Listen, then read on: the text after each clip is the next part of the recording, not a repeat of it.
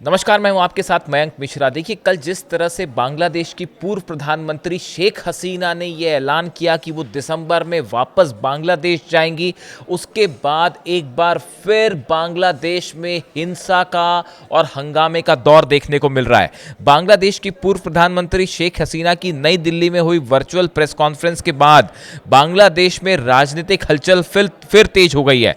राजनीतिक विश्लेषकों का मानना है कि यह संबोधन बांग्लादेश में नए राजनीतिक समीकरण बनाने के संकेत हो सकता है और इससे एक ओर आवामी लीग की जमीनी कार्यकर्ताओं में नया उत्साह है, तो वहीं दूसरी ओर हिंसा की घटनाएं भी सामने आने लगी हैं। आवामी लीग से जुड़े नेताओं और समर्थकों के घरों और प्रतिष्ठानों पर हमले, आगजनी और तोड़फोड़ की घटनाएं दर्ज की गई हैं। यानी देखिए, जैसे ही शेख हसीना ने ऐलान किया कि वो वापस बांग्लादेश जाएंगी और 3 महीने बाद वापस जाएंगी, इस तरह के ऐलान के बाद बांग्लादेश में पिछले 12 घंटे के अंदर अगर आप देखें तो कई जगह पे घरों में और दफ्तरों में आग लगाने की घटनाएं सामने आई हैं, हिंसा की घटनाएं सामने आई हैं, जो अलग अलग कंपनीज हैं उसमें तोड़फोड़ की बातें कही जा रही है।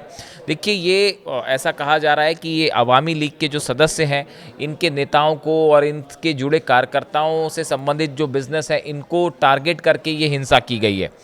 वहीं जुलाई के आंदोलन के बाद बीएनपी, जमाते इस्लामी और नेशनल सिटीजन पार्टी के बीच राजनीतिक वर्चस्व की लड़ाई फिर से तेज हो गई है।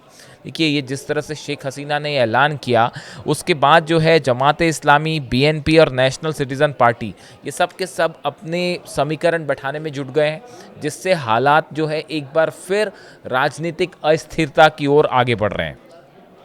बांग्लादेश के पीएम तारिक रहमान के सलाहकार सैयद मोअज्जेम हुसैन अलाल ने शेख हसीना के दिसंबर में देश लौटने के फैसले पर सवाल उठाया। उन्होंने कहा कि हसीना को 3 महीने का इंतजार करने की बजाय अभी लौटना चाहिए।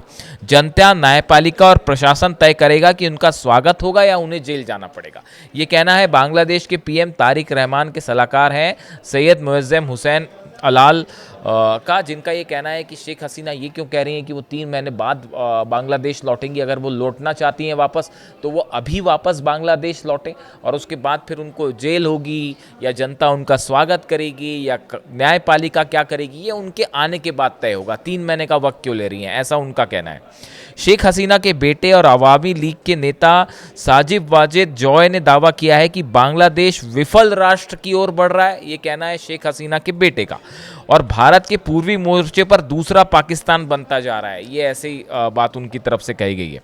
उन्होंने कहा कि यदि समय रहते अंतर्राष्ट्रीय समुदाय ने हस्तक्षेप नहीं किया तो बांग्लादेश क्षेत्रीय आतंकवाद का नया केंद्र बन सकता है। ये कहना है, ये आरोप हैं शेख हसीना के जो बेटे हैं साजिब वाजिद जॉय का, उन्होंने इस तरह के आरोप लगाए। अब देखिए, कल क्या हुआ था, ये बांग्लादेश में जो नई हिंसा का दौर है, ये क्यों देखा जा रहा है।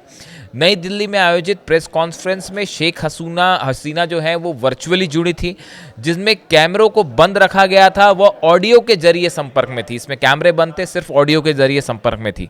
इस दौरान उन्होंने एक बार फिर दोहराया कि वह साल दिसंबर तक बांग्लादेश वापस लौटेंगी, भले उन्हें फांसी ही क्यों ना दे दी जाए। हसीना ने कहा कि 2 साल से उनके लोग दर्द झेल रहे हैं। उन्होंने ये भी कहा कि झूठे मुकदमों और मौत की सजा से वे नहीं डरेंगी। तो शेख हसीना का ये ऐलान हुआ।